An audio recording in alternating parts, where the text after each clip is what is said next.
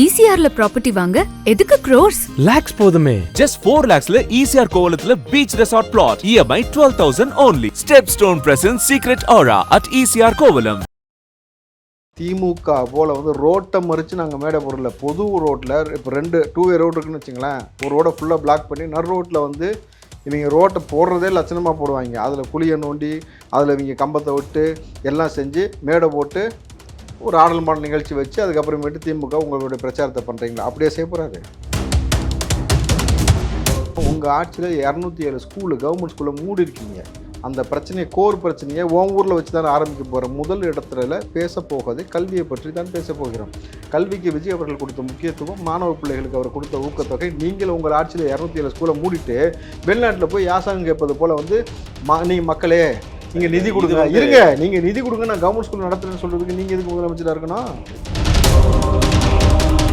School மூணுனதும் உங்களுக்கு நல்லதா கெட்டதா? இல்லை, அது கெட்டது தான். நீங்கள் ஏன் கெட்டதையே பேசுறீங்க? நல்லதும் நடந்திருக்கு, அதை சொல்லுங்கன்ற. என்ன நடந்திருக்கு நல்லது? Sir, first of all percentage கம்மி சார். அரசு பள்ளி மாணவர்களோட அங்கே சேர்க்கை, இப்போ சேர்க்கை அதிகமாக இருக்குது. கிறுக்குத்தனமாக இருக்குது. நீங்கள் சொல்கிற வாதமே ரொம்ப கிறுக்குத்தனமாக இருக்குது. 207 ஸ்கூலை மூடி விட்டு அதில் உள்ளவனை கொண்டு வந்து இங்கே போட்டுட்டு சேர்க்கை அதிகமாக இருக்குன்னு சொல்கிறது உன் சேர்க்கையே சரியில்லை. முதல்ல நான் சாயங்காலம் 6 மணிக்கு மேலே டிவிக்கு பசங்க ஆக்டிவாக இருக்கிறாங்கன்னா எவனும் குடிக்கலை, குடியாரனா இல்லை. உங்கள் ஆட்கள் எல்லாமே சாயங்காலம் ஆக்டிவாக இருக்கிறது இல்லை. அப்போது முழுக்க உங்கள் ஆட்கள் எந்த ஆட்கள் நீங்களே முடிவு பண்ணிக்கங்க. அப்படி வர்றதே ஆளுங்கட்சியை ஆப் வச்சு டம்முன்னு அடிக்கிறதுக்கு தான் உள்ளே வராரு. நீங்கள் என்னமோ போகிற போக்கில் கடந்து போகிறதுக்குலாம் அவர் வரல. ரொம்ப தெளிவாக நீ தான் என்ன அரசியல் எதிரின்றதை திட்டவட்டமாக சொல்லிவிட்டு உன்னை முடிப்பதற்காக களத்துக்கு வரேன்றாரு. ரொம்ப சிம்பிளாக சொன்னால் தளபதி விஜய் அவர்கள் நேதாஜியாக இருக்கணுமா காந்திஜியாக இருக்கணுமா நீயே முடிவு பண்ணிக்க. அவர் காந்திஜியாக ஒரு பாட்டுக்கு அமைதியாக அவர் சுற்றுப்பயணத்தை செஞ்சுட்டு இருக்கிறாரு. அதை விட்டுட்டேன்னா நல்லது. காந்திஜியாக வேணான்னு நீ அடித்து அவர் நேதாஜியை மாற்றி விட்டேன்னா அப்புறம் குத்துதே குடையுதே வலியுதே ரத்தம்னா நான் ஒன்றும் செய்ய முடியாது.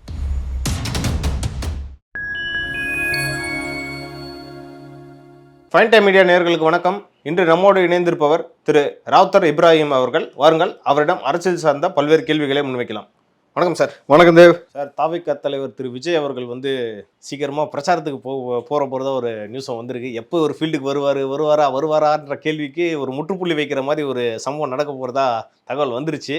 அதுவும் இல்லாமல் சந்தோஷமாக சொல்கிறியா இல்லை வருத்தப்பட்டு சொல்கிறியா? சந்தோஷமாக தானே சார் சொல்கிறேன். அதுவும் இல்லாமல் திரு புசி ஆனந்த் அவர்கள் இன்னைக்கு பர்மிஷன் கேட்க போயிருக்காரு. அங்கே நிராகரிக்கப்பட்டிருக்கு அனுமதி. அது எப்படி சார் பார்க்குறீங்க? திருச்சியில் மையப்பகுதியில் இன்றைக்கு பிரச்சாரத்தை தொடங்குவதற்கான அனுமதி கேட்டிருக்கிறார்கள். குறிப்பாக சத்திரம் பேருந்து நிலையம் அந்த இடத்துல அனுமதி மறுக்கப்பட்டிருக்குது. ரெண்டாவது அவங்க சொல்லக்கூடிய காரணம் அது ரொம்ப கன்ஜஸ்டடான ஏரியா, அதில் அனுமதி கொடுக்க முடியாது. சத்திரம் பேருந்து ஆனால் ஆள் இல்லாத இடத்துல போய் பிரச்சாரம் பண்ண முடியும்? அது எப்படி சார்? அது எல்லாம் கூட்டம் கூடுவாங்க, மக்களுக்கு நாளைக்கு பிரச்சனை வரும், அவங்க வர்றதுக்கு ரொம்ப கஷ்டமாக இருக்கும். சட்டம் ஒழுங்கு பிரச்சனை வரலாம். என்ன சட்டம் ஒழுங்கு பிரச்சனை? ஆட்சி அப்போ எதுக்கு நடத்துறீங்க? சட்ட ஒழுங்கு பிரச்சனை வரலாமா, வர வைக்கலான்னு ஏற்பாடு தான் பண்ணலான்னு ஐடியா இருக்குதா? அப்படிலாம் கிடையாது. ஏற்கனவே எதிர்கட்சி தலைவர் திரு எடப்பாடி அவர்கள் கூட்டத்தில் கூட ஆம்புலன்ஸ் வந்ததா, அது நிறைய பிரச்சனை ஆச்சு. நாளைக்கு இங்கே கூட வர வாய்ப்பு இருக்கு. அப்போ ஆம்புலன்ஸ்க்கு ஏற்பாடு பண்ணியாச்சு. இல்லை சார், அப்படி இல்லை. ஆளுங்கட்சியை நான் சொல்லலை. நாளைக்கு ஒரு நோயாளிக்கு அங்கே போகிறாங்கன்னா அவங்களுக்கு ஒரு பிரச்சனை வரலாம். நான் இதை தான் மீன் பண்ணி சொல்கிறேன். சத்திரம் பேருந்து குளத்துக்குள்ள நோயாளி பஸ் ஸ்டாண்டு பாதை சத்திரம் பேருந்து நிலையம் என்ன தெரியுமா? பேருந்து நிலையம். அங்கேருந்து பேருந்துகள் லோக்கல் பஸ் அங்கேருந்து கிளம்பும். அதில் அதிகமாக ப்ரைவேட் பஸ்ஸஸ். இப்போ சென்னையில் மட்டும் தான் உங்களுக்கு கவர்மெண்ட் பஸ்ஸஸ், அங்கெல்லாம் ப்ரைவேட் பஸ்ஸஸ் போட்டு எல்லாத்தையும் ஏற்றிட்டு இருப்போம். ரெண்டாவது அது ஒன்றும் ரொம்ப பெரிய விஷயம் கிடையாது. ஏன் அந்த மையப்பகுதியை தேர்ந்தெடுக்கிறாங்கன்னா, ஏன் அவங்க தடுக்கிறாங்கன்னு நான் சொல்லட்டுமா? திமுக ஏன் அந்த இடத்துல வேணான்னு, சத்திரம் பேருந்து நிலையத்தில் கரெக்டாக ஆப்போசிட்டில் பார்த்தீங்கன்னா இந்திரா காந்தி காலேஜ் இருக்குது. Okay, women's college. ஓகே, இந்த பக்கம் ஜோசப் காலேஜ் இருக்குது. அந்த பக்கம் நிறைய முக்கியமான தொழில்கள் இருக்குது. அப்படி நீங்கள் பேக் சைடு பார்த்தீங்கன்னா மலைக்கோட்டைக்கு போகிறது எல்லாமே அங்கே தான் போவாங்க. ஷாப்பிங் பண்ணிட்டு இப்படி போகக்கூடிய வேலையெல்லாம் இருக்கணும் பொழுது எல்லா மக்களும் ஒரே சேர அங்கேருந்து திருச்சியிலேருந்து பிரியக்கூடிய எல்லா மக்களும் ஒரு சேர கூடக்கூடிய அந்த இடம் சத்திரம் பேருந்து நிலையம். அங்கேருந்து சொல்லும் பொழுது இதை தான் சார் நானும் சொன்னேன். ஆமாம் தம்பி, அப்போ அங்கேருந்து சொல்லும் போது தானே மக்களுக்கு போய் சென்றடையும். மக்களுக்கு சென்றடையக்கூடாதானே திமுகவுடைய நோக்கம். அது எப்படி சார் சொல்லுவீங்க? இல்லாட்டி ஏன் நீ பர்மிஷன் கொடுக்கல? நீங்கள் போகிறீங்க அந்த இடத்துக்குலாம்.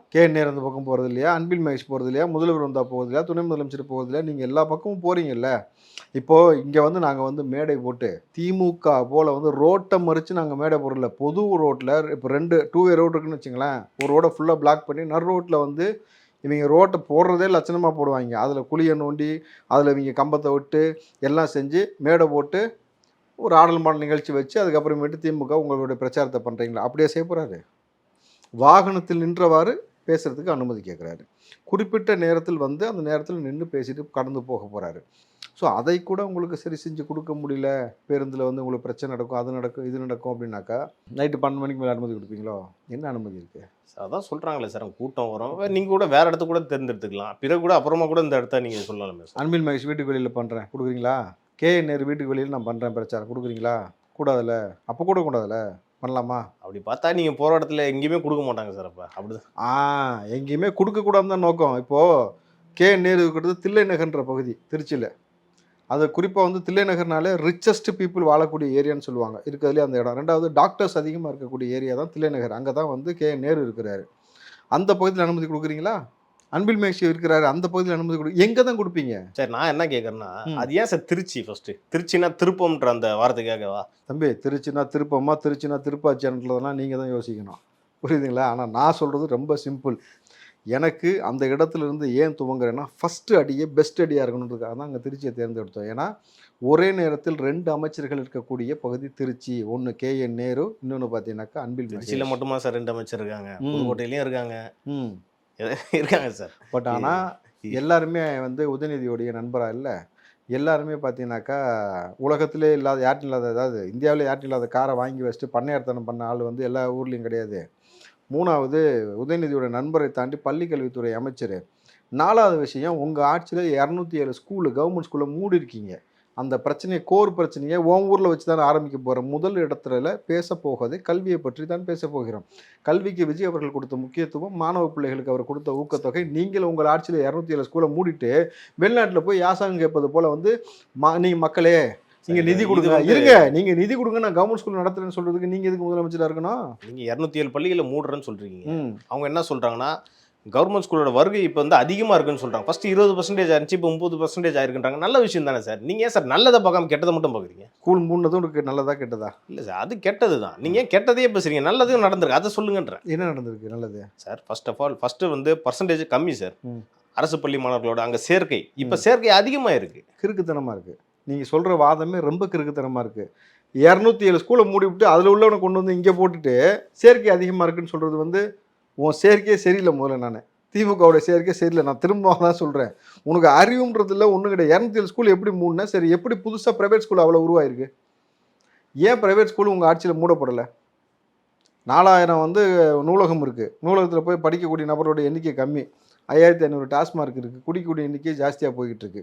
அப்போ திருச்சியை தேர்ந்தெடுப்பதே மிக முக்கியமாக உதயநிதிக்கு மிக நண்பராக இருக்கக்கூடிய, உதயநிதியுடைய ரசிகர் மன்ற தலைவராக இருக்கக்கூடிய இருந்த முன்னாள், இப்போ வந்து பள்ளிக்கல்வித்துறை அமைச்சராகக்கூடிய அன்பில் மகேஷ்க்கு ஒரு செக்கு. அன்பில் மகேஷ்க்கு நேரடியாக அடித்தா உதயநிதிக்கும் வலிக்கும், ஸ்டாலினுக்கும் வலிக்கும். KN நேரு எவ்வளோ பெரிய பண்ணையாரும் உங்களுக்கு தெரியும். ஆடு மாடு குதிரை காருன்னு வச்சு செம்ம ஜெகஜோதியாக பயங்கரமான ஒரு வாழ்க்கை வாழ்ந்துட்டு இருக்கக்கூடிய நபர். அவருடைய மகனையும் வாரிசாக வந்து உள்ளே கொண்டு வந்துட்டார். அவர் ஒரு MP ஆக்கி விட்டார். இவ்வளோ பேர் சேர்ந்து திருச்சியில் இது வரைக்கும் என்ன விஷயத்தை செய்திருக்கிறீர்கள்?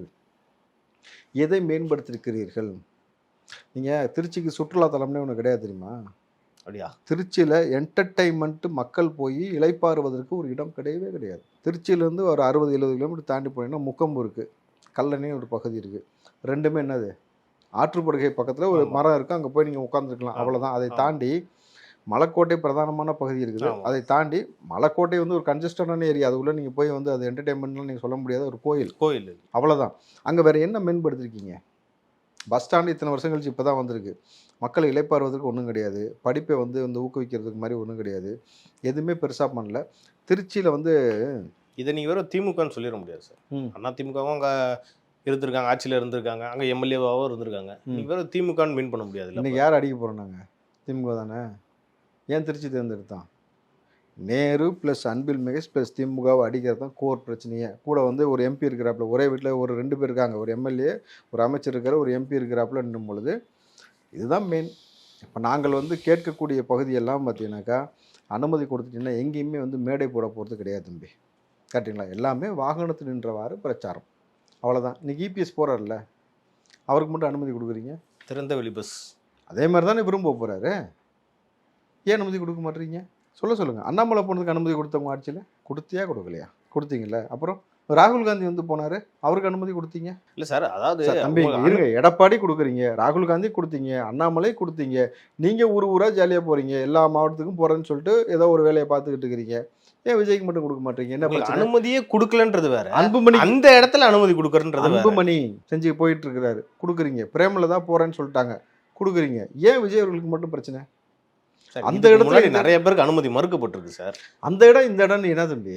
இல்ல சார், நீங்க கேக்குறீங்கல்ல, எல்லாருக்கும் கொடுக்குறாங்க, இவங்களுக்கு கொடுக்குறாங்கன்றீங்க. நிறைய தலைவர்களுக்கு அனுமதி மறுக்கப்பட்டிருக்கு. எந்த ஏதோ ஒரு காரணம் சொல்லி எந்த தலைவருக்கு தலைவருக்கு சார், எடப்பாடி அவர்களுக்கே நடந்திருக்கு சார் இதுக்கு முன்னாடி. எங்க நடந்திருக்கு? எடப்பாடிக்கு போற இடத்துல ஆம்புலன்ஸ் உள்ள விடுறீங்க, வேற என்ன நடந்திருக்கு?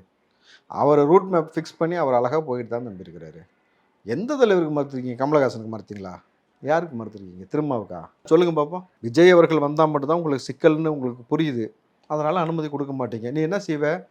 வயலூரில் போய் கொடுப்ப, ரெட்டை வாக்கியெல்லாம் கொடுப்ப, யாருமே இல்லாத இடத்துல கொடுப்ப, கரெக்டுங்களா? ஊருக்குள்ளே இருக்கக்கூடிய இடத்துல கொடுப்பா. அவர் மக்களை எலெக்ஷனுக்கு எல்லா தலைவர்களும் போய் சந்திப்பது எல்லா ஊருக்குள்ளேயும் தான் போய் சந்திச்சாகணும், கரெக்டுங்களா? நீங்கள் ஓட்டு கேட்டு இப்படி தான் போவீங்க எல்லா ஊருக்குள்ளேயும், அதே மாதிரி தான் அவரும் போக போகிறாரு. அதென்ன அவர் மட்டும் போகக்கூடாது, நிற்கக்கூடாது, நீங்கள் மட்டும் எல்லா ஊருக்குள்ளேயும் போய்ப்பீங்க, நிற்பீங்க, பேசுவீங்கன்னு என்ன அர்த்தம்? ஸ்ரீரங்கத்துலேருந்து ஆரம்பிக்கலாமா? இல்லை கேட்குறேன் பிரச்சாரத்தை. இல்ல, அப்படியும் தகவல் வந்துச்சு, ஸ்ரீரங்கத்துல இருந்து ஆரம்பிக்க போறாருன்னு சொன்னாங்க. ம் அதுக்கப்புறம் இப்போ பார்த்தீங்கன்னா திரு புஷி ஆனந்த் வந்து வேற இடத்துல கேட்டிருக்காரு. இப்படி நீங்களே வந்து மாற்றி மாற்றி கேட்டுக்கிட்டு இருக்கீங்க. ஏதாவது ஒரு இடம் கேட்கலாம் சார். ஒரு இடத்துல பேசுறதுக்கான நான் வந்து உனக்கு நான் ஊர் முழுக்க சுற்று போய் அனௌன்ஸ் பண்ணுறேன். இந்த இடத்துல ஃபிக்ஸ்டா நான் வந்து ஸ்ரீரங்கம் ம் இல்லாட்டினா வேற முக்கொம்பு இப்படின்ற ஏதாவது ஒரு இடம் பர்டிகுலராக ஒரு ஃபேஸ் நீங்களே ஃபிக்ஸ் பண்ணிக்கலாம். பார்ட்டிகுலர்லாம் பண்ண முடியாது தம்பி. ஊர் முழுக்க தான் போய் சந்திக்க போகிறேன்னு சொல்லியிருக்கேன். எனக்கு ஊர் முழுக்க தான் நீ அனுமதி கொடுக்கணும். இது என்ன ஏன் ஊருக்குள்ளே போகிறது? நீ அங்கே கொடுக்க மாட்டேன், இங்கே கொடுக்க மாட்டேன்ட்டு அவர் பாட்டுக்கு நீ கொடுக்காடி பரவாயில்ல நான் பார்த்துக்கிறேன்ட்டு போகிறாரு. என்ன பண்ணுவீங்க? பெரிய சிக்கல் தம்பி. அதெல்லாம் தயவு செஞ்சு அந்த மாதிரியான விஷயத்தை செய்ய வைக்காதீங்க. ஏன்னா தளபதி விஜய் அவர்கள் தெளிவாக சொல்லியிருக்கிறாரு, தேவைப்பட்டால் காற்று சூறாவளியாக மாறும். அதில் கொண்டு போய் நீங்கள் ஒரு தள்ளக்கூடாதுல்ல. நீ 1க்கு 10 ஆம்புலன்ஸ் கூட அனுப்பு, பசங்க உள்ளே எல்லாத்தையும் ஜூம் பண்ணி பார்த்துருவாங்க, மாட்டிப்பீங்க. அதெல்லாம் சிக்கல் உங்களுக்கு. அப்போது முறையான அனுமதி கொடுத்துட்டு அதே காலத்துக்குள்ளே நீங்களும் வாங்க. இப்போ ஆம்புலன்ஸ் வந்தால் அவங்களும் தாக்கப்படுவான்னு சொல்கிறீங்க. ஆம்புலன்ஸ் வந்துச்சுன்னா உடைப்போன்றீங்களா? தம்பி பார்ப்பாங்கன்னு சொன்னேன். உடைக்கிறதுக்காக வந்து அவங்க வேலை செஞ்சுட்டு இருக்கிறானுங்க. உங்கள் ஆட்சியை உடைக்கிறதுக்கு தான் வேலை செஞ்சுட்டு இருக்காங்க. ஆம்புலன்ஸ் உடைக்கிறதுக்கு டிவிக்கே வேலை செய்யலை. ஃபஸ்ட்டு அதை புரிஞ்சுக்கோங்க. நீங்களே வேணால் 2 பேரை செட் பண்ணி வச்சுட்டு கூட ஆம்புலன்ஸ் அனுப்பிச்சுட்டு நீங்களே கூட உடைப்பீங்க. ஏன்னா நீங்கள் உங்கள் பிளான்லாம் எனக்கு என்னமோ அந்த மாதிரி தான் போகுதோன்னு ஒரு சந்தேகம் இருக்குது. மக்களுக்கும் அந்த சந்தேகம் ரொம்ப நாளாக இருக்குது. ஏன்னா ஏற்கனவே ஒரு ஆடியோ ஒன்று வெளியில் வந்துச்சு, விஜய் வந்து போனாக்கா முட்டையை வச்சு அடிப்போம், அதை வச்சு அடிப்போம், இதை வச்சு அடிப்போம். நான் அப்பயே சொன்னேன், இந்த முட்டையை வச்சு அடிக்கிறலாம் இந்த யோசனைலாம் எவனும் யோசிக்காத, உனக்கு இருக்கிற முட்டையை பிதிக்கிட்டு விட்டுருவானுங்கன்னு சொல்லியிருக்கிறேன். ஸோ தேவையில்லாமல் அவரை நோண்டாமல் அவருக்கான விஷயத்தை செஞ்சுட்டு அவர் பாட்டுக்கு போக போகிறார். நீங்கள் உங்களுக்கான விஷயத்தை செய்யுங்க, பார்த்துக்கலாம். திரு டிடிவி தினகரன் அவர்கள், திரு அண்ணாமலை அவர்கள்லாம் வந்து ஆதரவு தெரிவிக்கிற மாதிரி பேசியிருக்காங்க. ஏன்னா தாவேகா வந்து வரக்கூடிய தேர்தலில் வந்து ஒரு தாக்கத்தை ஏற்படுத்தும்னு சொல்லியிருக்காங்க. எப்படி சார் பார்க்குறது? இதை கல யதார்த்தத்தை புரிஞ்சுக்கிட்டாங்கன்னு பார்க்கணும். ரொம்ப சிம்பிள். ஏன்னா ரொம்ப பெரிய தாக்கத்தை ஏற்படுத்தும்னா ரொம்ப பெரிய க்ரௌடு அவர் கையில் வச்சிருக்கிறார். தளபதி விஜய் அவர்கள்ட்ட வந்து ஹியூஜ் க்ரௌடு கையில் இருக்குது. ஸோ அவரை வந்து இன்றைக்கி ஒரு ஆட்சி மாற்றம் தேவை என்பதை மக்களும் உணர்றாங்க, யங்ஸ்டர்ஸும் புரிஞ்சுக்கிட்டான பொழுது அப்போ அதை இவர்களும் உணர்கிறார்கள். விஜயோடைய தாக்கம் என்பது மிகப்பெரிய தாக்கமாக இருக்கும்ன்றாங்க. நீங்கள் சொல்கிறீங்க. அதாவது இன்றைக்கி இருக்க இளைஞர்கள் வந்து ரொம்ப ரொம்ப ரொம்ப கிரேசியாக இருக்காங்க. அதாவது இவங்களாம் வந்து அதை வந்து வாக்கா மாறுமான்றதே ஒரு சந்தேகமாக இருக்குது. ஏன்னா வந்து பார்த்துருப்பீங்க நீங்களே, கமெண்ட்டில் வந்து எல்லாருமே வந்து ஒரு தரக்குறைவாக பேசுறது, இப்படி தான் வந்து எஜுகேட் ஆயிருக்காங்களா தாவேக்கால அப்படின்ற மாதிரி ஒரு கேள்வி இருக்குது. சில பேர் அதை வந்து கமெண்ட்டில் வந்து ஒரு காமெடியாகவும் சொல்கிறாங்க, இவங்கெல்லாம் எல்லாம் ஸ்கூல் பசங்க அப்படின்ற மாதிரியும் ஒரு பேச்சு. உதாரணத்துக்கு நான் ஒன்று சொல்கிறேன், இது எந்த கிடையாது, பேசப்பட்டது. என்ன சொல்கிறாங்க, இருப்பா என்னமோ தெளிவாக சொல்ல வரேன், நல்லா உட்காந்துருப்போம். என்ன சொல்றாங்கன்னா, அதாவது வீக் டேஸ்ல பாத்தீங்கன்னா இவங்கலாம் வந்து ரொம்ப ஆக்டிவா இருக்கிறது வந்து காலையில ஆக்டிவா இருக்காங்க. அதோட 9 o'clockல இருந்து 6 o'clock இவங்க வந்து ஆக்டிவா இருக்க மாட்டாங்க. என்னடா இது வீக் டேஸ்ல மட்டும் இது பகல் 9 மணிலேருந்து சாயங்காலம் 6 மணி வரைக்கும், அதாவது Monday to Friday, Saturday Sunday மட்டும் ரொம்ப ஆக்டிவா இருக்காங்க அப்படின்ற மாதிரி இது ஒரு நகைச்சுவையா ஒருத்தவங்க வந்து சொல்றாங்க கமெண்ட்ஸ்ல.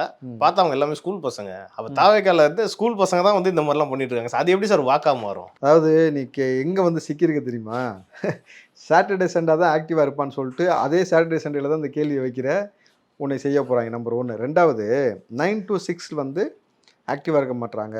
அது காலையில் ஆக்டிவாக இருக்காங்க, அப்புறம் சாயங்காலம் 6 மணிக்கு மேலே இருக்கிறாங்கன்னா அப்போ ஒரு விஷயம் ரொம்ப தெளிவாக புரிஞ்சுக்கணும். சாயங்காலம் 6 மணிக்கு மேலே டிவிக்கு பசங்க ஆக்டிவாக இருக்கிறாங்கன்னா எவனும் குடிக்கலை, குடியாரனா இல்லை. உங்கள் ஆட்கள் எல்லாமே சாயங்காலம் ஆக்டிவாக இருக்கிறது இல்லை. அப்போது முழுக்க முழுக்க உங்கள் ஆட்கள் எந்த ஆட்கள் நீங்களே முடிவு பண்ணிக்கங்க. எல்லாத்தையும் குடியார பயில மாற்றி வேஸ்ட்லெஸ்ஸா வச்சிருக்கிறேன். இருக்கு சார் இந்த அலிகேஷன். தம்பி நீங்கள் ஒரு அலிகேஷன் வைக்கும்போது நான் வைக்கக்கூடாதா? கேளு, நீ வச்சிட்டே இல்லை, நானும் வைக்கிறேன். நான் வைக்கல, இருந்ததை சொன்னேன். இருந்ததான் சொல்றேன். அப்ப 6 மணிக்கு மேல டிவிக்கு தொண்டர்கள் ஆக்டிவா இருக்கானா, அவன் குடிக்காம தெளிவா இருக்கிறான் தளபதியின் பக்கம்னு ஒரு விஷயம் இருக்கு. ரெண்டாவது விஷயம், பதிலுக்கு அவங்க வந்து அப்பதான் ஸ்கூல்ல இருந்து வந்தாங்கன்ற போறாங்க. சரி ரைட்டு, நீ உன்னுடைய வார்த்தைக்கே வரேன். 6 மணிக்கு மேல தான் ஸ்கூல் விடுதா? சரி, ரெண்டாவது விஷயம், 6 மணிக்கு மேல 9 to 6 ஆக்டிவ் இல்லை, அதனால ஸ்கூல் பசங்கன்னு சொல்றீல்ல. 9 to 6 எல்லாமே வேலைக்கு போவாங்களா, வீட்டில் இருப்பாங்களா? வேலைக்கு தானே போறாங்க. அப்போ அவங்களாம் ஸ்கூல் பசங்களா வேலைக்கு போறாங்க? சார் அப்போ கமெண்ட் பண்றவங்களாம் வேலைக்கு போறவங்களா சார்? அதுக்கு முன்னாடி ஃப்ரீயாவே இருக்க மாட்டாங்களா சார்? எப்படி தம்பி? அவங்களுடைய வேலையும் பார்த்து கொண்டு தளபதிக்கு சப்போர்ட் பண்றாங்க, அவ்வளவுதான். நீங்க அப்படிதான் புரிஞ்சுக்கணும். அதை விட்டுட்டு ஸ்கூல் பசங்க வந்து இங்க உட்காந்துருக்காங்கன்னா சரி, 6 மணிக்கு மேல பெற்றோர்கள் கையில மொபைல் கொடுத்துட்டு உட்காந்து டிவி கேட்க நீங்கள் சப்போர்ட் பண்ணி ட்விட்டு போடுங்கன்னு எல்லா பெற்றோரும் அனுமதிக்கிறாங்களா? அப்போது இவர்கள் எல்லாருமே வேலை செய்யக்கூடிய ஒரு இடத்துல வெட்டியாக இல்லாமல், எப்படி உங்களை மாதிரி வெட்டியாக இல்லாமல் வேலை செய்யக்கூடிய நபராக இருக்கிறார்கள். அவர்கள் தளபதி ஆதரிக்கிறார்கள். நீங்கள் அப்படி தான் பார்க்கணும். உங்களுக்கு புலப்பத்து போய் இந்த முக்தான ஒரு ஆளை வச்சுட்டு ஏதாவது செஞ்சுக்கிட்டு இருப்பீங்க. அப்புறம் சின்ன குழந்தை, பச்சை குழந்தை, பல பேரை வச்சுட்டு வந்து பகல் முழுக்க செஞ்சுக்கிட்டு இருப்பீங்க. அவன் 6 மணிக்கு மேலே அவன் ஆக்டிவாகவே இருக்க மாட்டான். ஏன்றது நீங்களே இதில் இருந்து புரிஞ்சுக்கணும். ஏற்கனவே வந்து பிரச்சாரத்துக்கு வந்து அனுமதி கொடுக்கல. இது வந்து தாவேக்கா சைட்லேருந்து ரியாக்ஷன் எப்படி இருக்க போகுது? அனுமதி கொடுக்காமையே நீங்கள் கொண்டு போயிட முடியாது. அனுமதி வந்து கண்டிப்பாக ஒவ்வொரு இடத்துலையும் கொடுக்க வேண்டிய அவசியம் ஏற்படும். அப்போ இதுக்கும் சேர்த்து அங்கே செய்கை வந்து ரொம்ப தரமாக இருக்கும். அப்போ ஆளும் தரப்புக்கு ஒரு ஒரு பதிலடி நீங்கள் வச்சிருக்கீங்கன்னு தான் எடுத்துக்கணும். அதை தம்பி, வர்றதே ஆளுங்கட்சியை வந்து ஆப்பு வச்சு டம்முன்னு அடிக்கிறதுக்கு தான் உள்ளே வராரு. நீங்கள் என்னமோ வந்து போகிற போக்கில் வந்து கடந்து போகிறதுக்குலாம் அவர் வரல. ரொம்ப தெளிவாக நீ தான் என் அரசியல் எதிரின்றதை திட்டவட்டமாக சொல்லிவிட்டு உன்னை முடிப்பதற்காக களத்துக்கு வரேன்றாரு. புரியுதுங்களா? இத்தனை வருஷமாக வந்து இந்த மாதிரி பொது வெளியில் வராத விஜய் அவர்கள், இன்னும் சொல்லப்போனால் அவருடைய சொந்த விருப்பத்திற்கு கூட அந்த மாதிரி வர முடியல. பொது வெளியில் அவர் நினச்ச இடத்துல போய் சினிமா பார்க்குறதோ, ஒரு இடத்துல ஷாப்பிங் பண்ணுறதோ, ஒரு ஹோட்டலுக்கு போய் சாப்பிட்றதோ, இந்த மாதிரி எதுவுமே செய்ய முடியாமல் அவர் வந்து என்ன சொல்கிறது, அது க்ரௌடுக்குள்ளே நம்ம சிக்காமே இருக்க வேண்டிய சூழல் இருந்தனால ஒதுங்கியே இருந்தார். இதெல்லாம் கடந்துட்டு இன்றைக்கி வந்து வருமானத்தை விட்டுட்டு உள்ளே வந்து வர்றதே உங்களுக்கு ஆப்படிக்கு தான் நம்மளுது. அப்புறம் எப்படி வந்து உங்களுக்கு கடுமையான விமர்சனத்தை எடுத்து வைக்காமல் போயிடுவார்? பதிலுக்கு அவங்க வந்து சீக்கிரட்டாக கோவாக்கு மட்டும் போத்துருதான்னு கேட்டுற போகிறாங்க. எப்படி தம்பி? சீக்கிரட்டாக வந்து சீக்கிரட்டாகவே போகலையே. சீக்கிரட்டான எப்படி? அன்னப்பறவையில் உட்காந்து பறந்து போனாரா? இல்லை பாதாளம் அமைச்சு வந்து அடியில் கூடி போனாரா? பொதுவெளியில் ஏர்போர்ட்டுக்கு வந்து ஏர்போர்ட்லேருந்து போனார். அதை முதல்ல எடுத்து வெளியிட்டேன் தெரியுமா? அங்கே தான் சிக்கலே இருக்குது. இதுக்கெல்லாம் நீங்கள் பதில் சொல்லணும். ஆட்சி மாறும்போது காட்சி மாறும். எப்படி ஏர்போர்ட் அத்தாரிட்டிஸில் ஒரு நபர் போகக்கூடிய விஷயத்தை நீங்கள் வந்து வீடியோ எடுத்து வெளியிட முடியும்? சொல்லுங்கள் பார்ப்போம். நீங்கள் வெறும் நீங்கள் இந்த பிரச்சனை இந்த கட்சிக்கு மட்டும் இல்லை, பல கட்சி நபர்களுக்கு இந்த பிரச்சனை என்ன தெரியுமா இருக்குது? இதில் இருந்து இந்த மாதிரி ஆதாரத்தை எடுத்து விடுறது, அவங்க ஃபோன்லேருந்து இருக்கக்கூடிய விஷயத்தை எடுத்து ஆடியோக்குள்ளே எடுத்து லீக் பண்ணுறது, இப்படி ஒரு மட்டமான அரசியலை தான் உங்களால் செய்ய முடிஞ்சு. தரமான தர்க்க ரீதியான ஒரு அரசியலை செய்ய முடியலும் பொழுது அப்போ நீங்கள் எவ்வளவு மட்டமாக செய்கிறீங்கன்னு புரிஞ்சுக்குதுல. உங்கள் தனிப்பட்ட வரலாறை நாங்கள் எடுத்து பேசினா எவ்வளவு மோசமாக இருக்கும் தெரியுமா? அதை பொதுவெளியில் நம்மளால் வைக்க முடியாத அளவுக்கு மோசமாக இருக்குது உங்களுடைய தனிப்பட்ட வாழ்க்கை. அதையெல்லாம் தொடர்றதுக்கு எங்களுக்கு விருப்பம் கிடையாது தம்பி. ரொம்ப டீசெண்டாக தான் நம்ம போகிறோம். ரொம்ப சிம்பிளாக சொன்னால் தளபதி விஜய் அவர்கள் நேதாஜியாக இருக்கணுமா காந்திஜியாக இருக்கணுமா நீயே முடிவு பண்ணிக்க. அவர் காந்திஜியாக ஒரு பாட்டுக்கு அமைதியாக அவர் சுற்றுப்பயணத்தை செஞ்சுட்டு இருக்கிறாரு. அதை விட்டுட்டேன்னா நல்லது.